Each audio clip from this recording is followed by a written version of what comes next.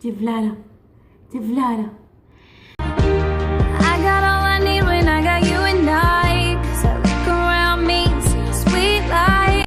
Hey guys, welcome back to my channel, and today I want to just share my labor and delivery story with Adoniram, which he is right here. And the reason why I want to share this with you guys is because I am currently pregnant, if you're new to my channel, with baby number 2. So I just kind of want to look back and just compare both of my deliveries with my 2 kids and just see the similarities and differences that they might have. So if you're new to my channel, welcome. Glad to have you on board. Don't forget to hit that subscribe button if you'd like to see more of my videos. So let's just get on with the story. I do have some notes here because I do tend to forget things, so I have it kind of written down. And basically it started on Saturday, July 18th, 2015. I was at my mom's house doing some laundry, and it kind of takes forever for me to do laundry there. But it's just convenient for me to do it there, and I can be more comfortable and stuff like that. So it wasn't until the afternoon, I want to say after like 6-ish in the afternoon, that I started kind of getting these cramps. And excuse Adoni, he's just here playing. So I started feeling some cramps, and I had already been to the doctor that same week on a Tuesday, and I was 1 centimeter dilated, and I was 38 weeks pregnant. And like I said, I kept on getting these on and off cramps, and my mom said, you know, like the baby's gonna come already. And me, just being me, I was like, no, he's not yet. So we started kind of timing them, but they were kind of all over the place. They kind of ranged from like, I want to say like 10 minutes and 9 minutes, and they were just kind of like all over the place, and the numbers would change, and it wasn't anything consistent or anything like that.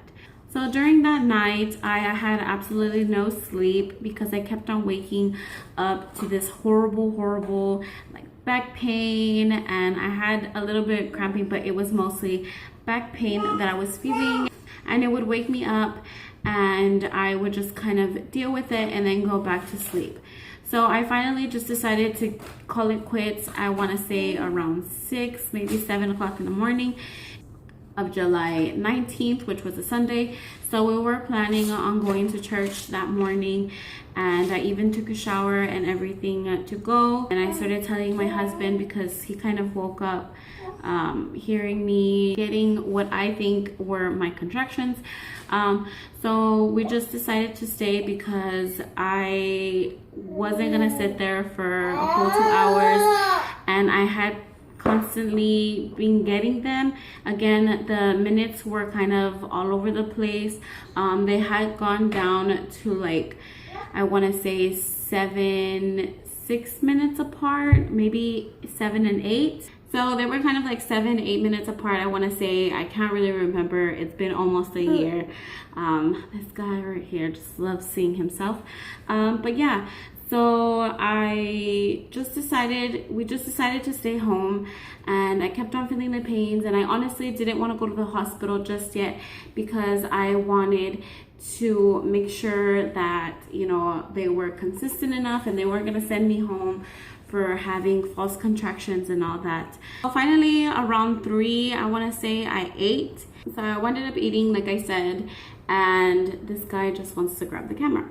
And so then I ended up taking a nap after some hours. I think it was like 7-ish, and within an hour I kept waking up with the same contractions, and finally at around 8-ish, I want to say, I finally just gave up, and I just decided to give up my sleep because it was honestly like too much to handle. So I woke up all sweaty and hot, and I just decided to take a shower, and I told my husband, I was like, okay, we're just gonna go to the doctor. So by the time we got to the hospital, I want to say it was around 9 something, I want to say like 9:30. So we ended up staying there for about 30 minutes before they put me in triage. So they still finally called me back. So I went inside, and of course they put all the monitors and stuff on you, and they did check how far dilated I was, and I was at 3 centimeters dilated. So they kept me there for an hour to see if I would dilate anymore. And if you don't know, they do admit you to the hospital once you're at 4 centimeters dilated. So an hour passed by, and the nurse came back again, and she checked me, and I was at 4 centimeters dilated. So they finally got me admitted into the hospital and all that jazz, and I hadn't ate anything. So by then I was hungry and tired. I think by the time they put me in the room, it was probably like 11ish. Maybe 11:30 depending, and then shortly after I did receive an epidural. I also do have a video if you guys are interested. I'm gonna leave it linked down below, just in case you want to go check it out. And basically I just kind of talk about the epidural and what it is and all of that good stuff on it, but again, all that will be listed down below. So I did receive my epidural, and once I got my epidural, I was completely relieved. I could finally go to sleep. So I did go to sleep, and by the time I went to sleep, it was probably maybe like 2 or 3 in the morning. I can't really remember. Not good with the time frame, but I want to say it was either like 6 or 7 o'clock in the morning where my contractions had just completely stopped. And so the doctor had came in, right, and she realized that, and I was given Pitocin to kick up my contractions all over again. So that happened, and I just remember going back to sleep. I basically slept through most of this process anyways after receiving my epidural, just because I was that tired and I hadn't gotten any rest from the day before. So I want to say that the doctor came in again at 9, and I don't really remember, but I think there wasn't a progress. I think I had dilated a bit, or maybe I was still at 4 centimeters. This is so vague. It's almost happened a year ago. I can't believe that I can't really remember. But I know she came in at 9, and she checked to see how far I was dilated, and you know, I wasn't at 10 yet. So she left. And then finally at 12, I want to say a little bit before 12, my husband woke me up, and he was like, you know what, you need to wake up. We need to get this show on the road.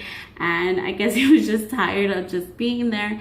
So out of nowhere, the doctor just pops up. She was about to leave the hospital, and she comes in and she checks me. I did forget to mention that I did get my water bag broken because it didn't break on itself. So that is something else that I forgot to mention. So like I was saying, she came in just out of nowhere, and she checked me, and all of a sudden she says, "You're ready, mama." And I was like, oh my goodness. I was starting to feel nervous, and really all this whole process, I wasn't feeling nervous about giving birth.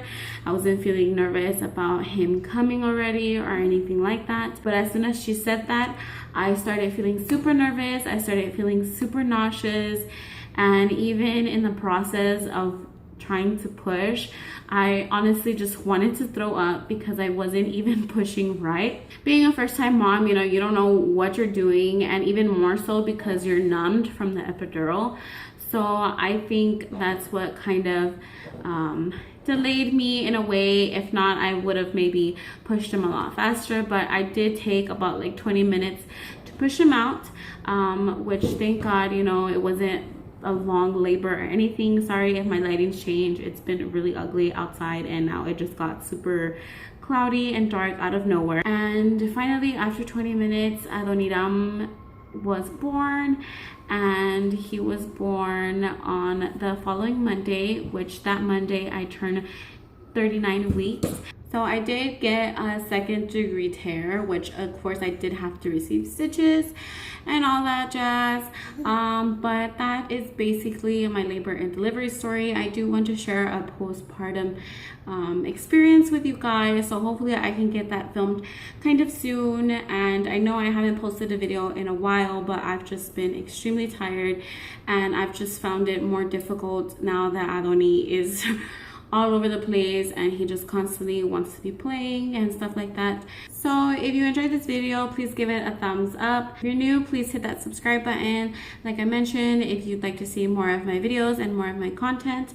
So thanks again for watching. I'll see you for my next video. Bye. Of course, feeling the same back contractions.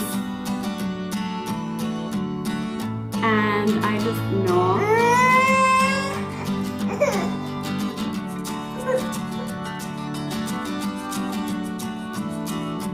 You want me to carry you, but you want to get off? Munchkin.